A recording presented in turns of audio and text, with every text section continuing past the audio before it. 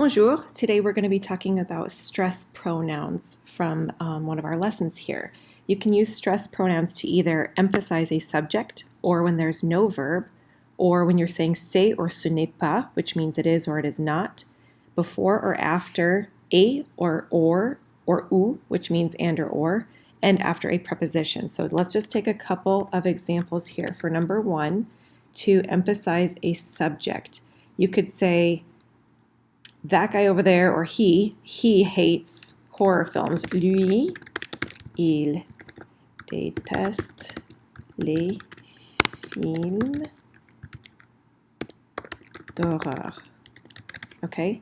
So in this case, you can just say he hates horror movies, but if you want to specify, especially in a group of people, he hates horror movies. We don't do this so much in English, but it's much more common in French. Lui, il déteste les films d'horreur. Or, let's get rid of these numbers.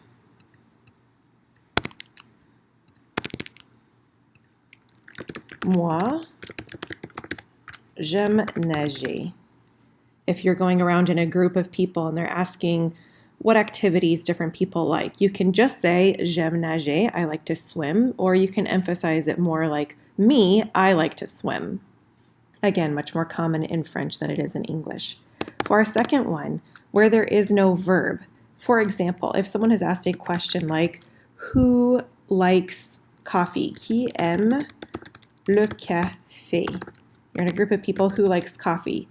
You can just say, moi, I do.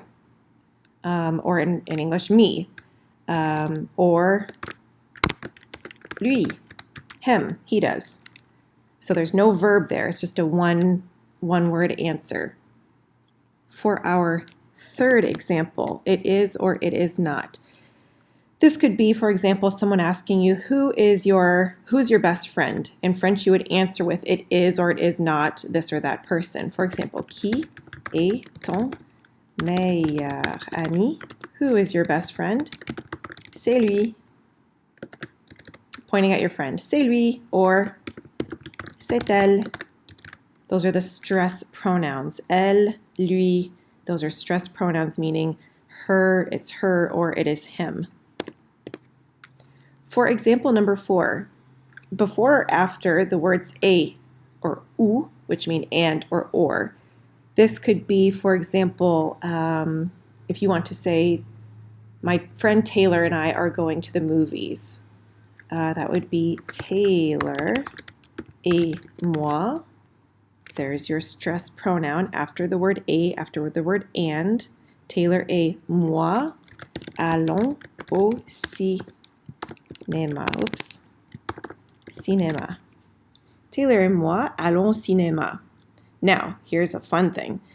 Notice how I've conjugated this for nous, because this, Taylor et moi, is the same thing as we, W-E in English, right? We are going to the movies. Taylor et moi allons. You've got to conjugate that for us. We are going.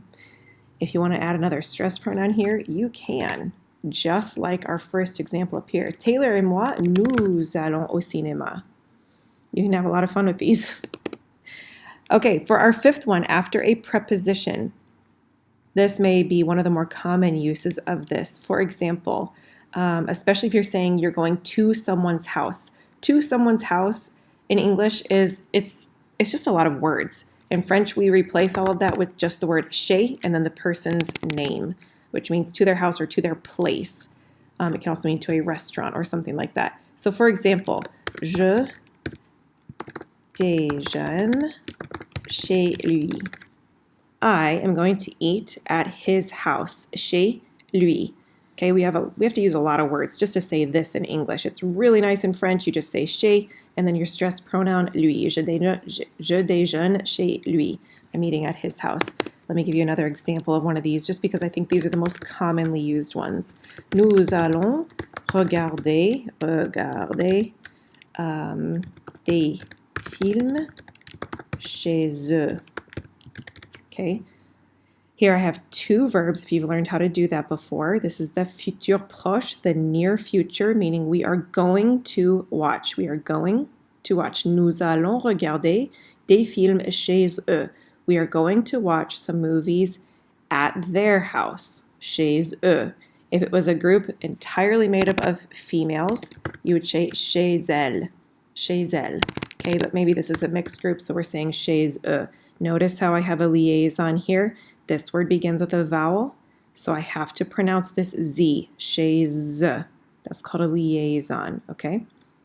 And one more of these types of examples, the number 5 after a preposition, examples.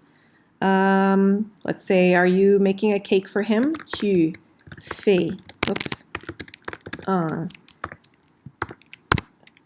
pardon my,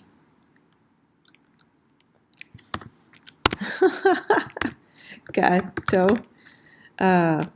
Tu fais un gâteau pour lui? Are you making a cake for him? Here is my preposition pour and my stress pronoun.